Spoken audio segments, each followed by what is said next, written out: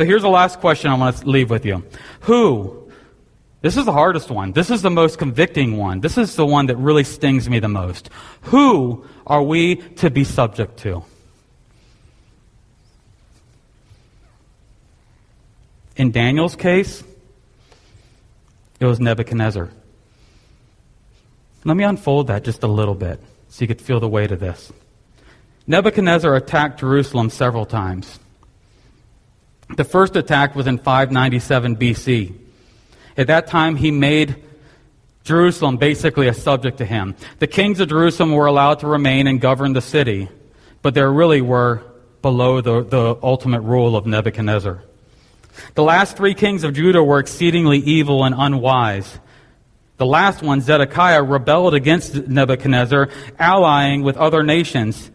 So Nebuchadnezzar went in, totally obliterated him this time in 605 BC. How did he do this? He didn't want to waste his ammunition. He didn't want to put his soldiers at risk. He had an immensely large army. He surrounded the city. King Zedekiah locked the doors to protect themselves from this army. And so the army buckled down and attacked harder. Nope. They just sat and waited. Because after all, the farmlands weren't in that city. The farmlands are outside that city. And if you ever remember reading some of the more terrifying parts in the Psalms, some of those things happen at this time. They end up by starving. They run out of food. They're afraid because the Babylonian army is out there. And even cannibalism began to happen in Jerusalem during this time, stealing people's children for food. This is the context in which Daniel was living. This is Nebuchadnezzar that he found himself subject to. And so at night, they open the doors and they try to make a run for it, but the army's everywhere and they can't get anywhere. They totally demolish the town. They remove all the valuables as trophies from the temple. They burn it down. They capture King Zedekiah and his sons, and shackled the Babylonian generals. They make Zedekiah watch as they kill his sons. I don't know how they did it, but the fact that they make him watch, it makes me think that it probably wasn't a pleasant way. And as soon as they're done killing Zedekiah's sons, they gouge Zedekiah's eyes out, so that's the last thing he ever gets to see. That is the governing authority that Daniel is making him subject to. Can you imagine how hard it is? How hard it is for Daniel to view Nebuchadnezzar with a posture of honor and respect and submission.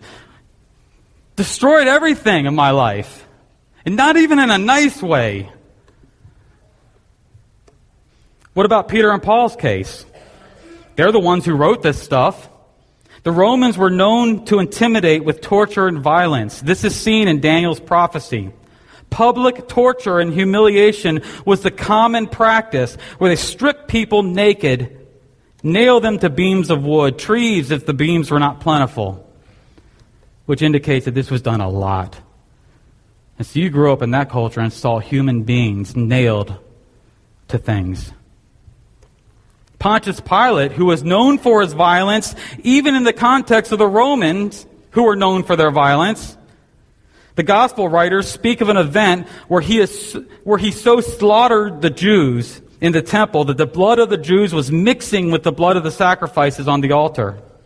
Stephen was stoned while the governing authorities turned their head. Paul made a legal appeal and ended up by being beheaded. Peter was captured and crucified, and tradition says that he didn't want to be crucified the way Jesus was, so they crucify him upside down. Get this, that is the governing authority that Peter's writing about. How hard is it to posture yourself before that governing authority with honor, respect, and submission? What about our case? I feel like a little baby when I do this. We can't pray in school. The 10 Commandments are in question. Someday religious organizations might lose tax-exempt status. How hard is it for me to view my governing authorities with respect, honor, and submission. Man, I got to punch myself in the face and say, grow up. Grow up. Doesn't matter if they're good or bad authorities. God has put it on us that unless He releases us to disobey or rebel, because of the position they hold, I'm obligated to be subject to the governing authorities. This is very relevant in an election year. I hear a lot of people say things like, I didn't vote for him. Daniel didn't vote for Nebuchadnezzar. My goodness. We still have a wonderful system that we live in. Yeah, there's elements of it that are bad. And we have influence on it. Praise God, we have influence on it. When we decide to position ourselves in this kind of submission, when it's done in the right ways, with the right character, holding the right convictions, we communicate to the watching world, first and foremost, our allegiance to Christ. Make it known, like Jesus did. You have no authority over me unless my God gave it to you. And guess what? He did. But for His sake, I'll obey you. For His sake, I read in the news about religious organizations that are caught with all kinds of tax fraud type things. How does that witness for Christ? How does that witness for Christ? When we put ourselves subject to the governing authorities, we declare first and foremost our trust in God. Especially when the people can watch us and say, I know that they don't like these rulings. I know they don't like these principles. I know that they don't like these officials. Yet, how come they treat them with such respect and honor? They must be trusting something else. Yes, I'm trusting something else. The governing authority who told me to be subject to the governing authorities. Finally, we display our highest value, not of this world, appealing to everyone to look at with us. When we position ourselves with that kind of submission, the world has to ask the question, they must value something that's beyond this world because they're willing to be subject to this world. Because if they valued this world, they'd be kicking and screaming. So what are they valuing? Give a reason for the hope that lies within you.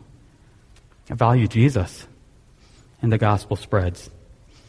So, I don't think it was too much of a leap to go to 1 Peter 2